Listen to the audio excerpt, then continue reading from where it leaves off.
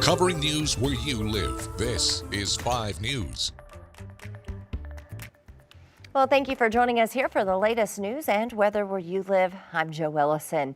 Arkansas Governor Sarah Sanders, along with part of the state's congressional delegation, will be in Fort Smith today to talk about the new mission there at the 188th, the pilot training facility that is coming in from Singapore. The 188th will become the home of this training center, where studies have indicated the center will have a $1 billion annual economic impact in the area.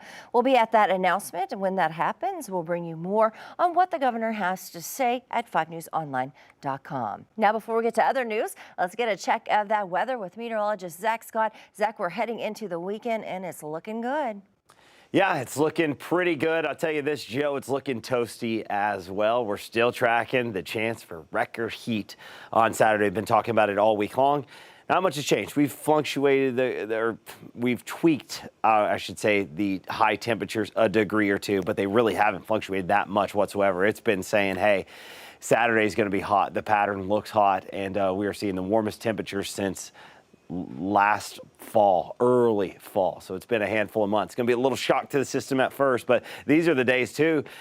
3-4 months from now, we're like, oh, I'd love a low 90-degree day. Yes, that's what we're working towards for at least some of us on Saturday. We're not there today, but we are warming up some. We're going to see a range in temperatures across 5 country from east to west as we go through your Friday. Why? Because there's going to be lingering clouds, a little thicker, a little more across our eastern half, western half, a little more sunshine. We're going to be a little bit warmer. We've been tracking a warm front lifting across Texas and Oklahoma the last few days. That warm air continues to work our way. We're seeing it show up in our southwestern zones back down into east central and southeastern Oklahoma. So I think we're going to see a range again, upper 60s, low 70s, our eastern half, to mid to upper 70s to lower 80s the further west you go, especially into Oklahoma. We're mostly in the low to mid 60s going overnight into our Saturday.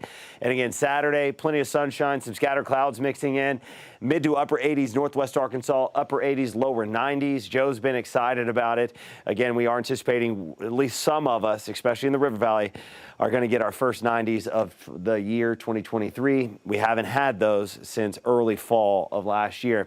Record for Fayetteville is 87, forecasting a high of 88. Joe, the record's 91 in Fort Smith, forecasting a high of 92. Yeah, Zach, that's going to be a good weekend. Thank you so much for that. All right, let's get you caught up with some of the stories you may have missed this past week. 3 Crawford County women have been charged with prostitution. All 3 suspects appeared in court for the first time this week. They were given $50,000 bonds, but one suspect was also put on an ICE hold. 5 News reporter Catherine Gilker explains the story and how it happened this week. Crawford County court documents say on March 9th, the sheriff's office opened an investigation on JM Reflexology in Van Buren. About a week later, an undercover operation was conducted on the business. An undercover officer walked into the parlor and paid for a 1-hour massage. Later on, one of the suspects offered him sexual acts in exchange for $80. He turned her down and left. That officer returned a few weeks later and was propositioned a second time, turning her down again. Last week, police pulled over a male seen leaving the business who admitted to being offered a sexual favor by the woman. At L&L Massage in Van Buren and JM Foot Spa in Alma, the scenarios were very similar. According to court documents, undercover officers were also offered sexual favors in exchange for money over the last 2 months. They say halfway through the massage, they paid for the suspects would offer them sexual favors in exchange for extra money.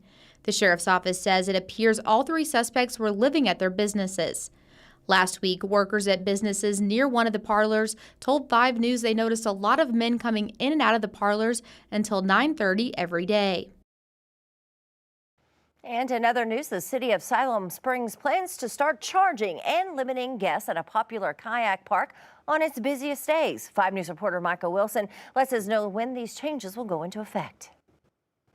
Call it sun out, fun outdoors. And they're all going to be looking for something outside to do in the summertime. May is here, and so are allergies, flowers, and changes at the Siloam Springs Kayak Park. It was built almost 10 years ago, 2014. It was the first of its kind in Arkansas. And as the population of Northwest Arkansas grows, so does the popularity of this park. I love fishing the rapids, and it's just usually peaceful out here like it is right now. There's a few people. But last summer, that wasn't the case. 4th of July last year, we had 6,000 people there just on one day. But the problem is, and we only have 100 parking spaces. You do the math. Travis Cheney with Silent Springs Parks and Rec says cars lined the streets, restrooms were trashed, and the park left a complete mess. Big cleanup the next day. That's what's going through my head. So after several years of discussions trying to figure out how to best serve this beautiful park and its visitors, the park thought of this. Starting May 19th, 100 parking spots, 100 people at the park at a time. The park will also be getting a parking attendant at the gates that will charge. We're going to have a $10 per car parking fee, but just on Fridays, Saturdays, and Sundays during the summer. The park will run on this system through Labor Day. If you plan on coming out, don't bring cash. They'll only accept electronic payment methods. Credit, debit, Cash App, Apple Pay, Google Pay. Park will staff about 2 to 3 people to take care of the restrooms and watch the gate. I heard that they was gonna try to cut down on the overcrowding. It means that we will be, unfortunately, limiting capacity. But he says Monday through Thursday, the park won't have capacity restrictions. We think that it is a good long-term solution to try to limit capacity in some way. In Siloam Springs, covering News Where You Live, Michael Wilson, 5 News. And today, the 9th annual Still Horse Rally kicks off in Fort Smith. With it comes big crowds, but some road closures. 5 News reporter Rachel Williams has what you can expect this weekend. The rally raises money for local charities while also paying a tribute to those who serve. And we're all getting ready for a great time in 2023. This weekend, people will come in from all over the region for the event. The city of Fort Smith says it expects a bigger crowd than previous years. We actually sent out an update online or through email, through text about some of the road closures that'll be happening. Obviously, we're excited because this brings a lot of people into Fort Smith. This is the fastest growing motorcycle rally in the nation. And with the busy weekend comes some travel delays. One of the big delays we all know about is Interstate 540, the Arkansas River Bridge. If you have somebody coming in from out of state that's not aware of it, just tell them to be patient.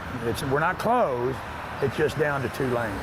Starting Friday evening at 6:30, Garrison Avenue will be closed off and only open for motorcycles. On Saturday, the road is shut down the whole day. Be ready for any traffic that's in the area and be ready to just make accommodations. You might want to show up an hour or 2 early. Steel Horse President Dennis Snow says rain or shine, the event will happen. I mean, bikers are not afraid to ride in the rain. We do it all the time, but it looks like most of the nasty weather is going to roll through late tonight into Friday morning.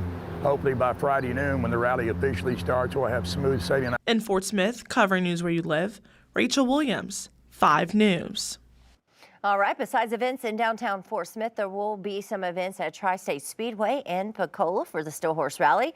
The charities benefiting from the event are the Buddy Smith Home, Children's Service League, and Antioch for Youth and Family. Well, thank you for joining us here this week. For the latest news and weather where you live, I'm Joe Ellison. We hope you have a great weekend.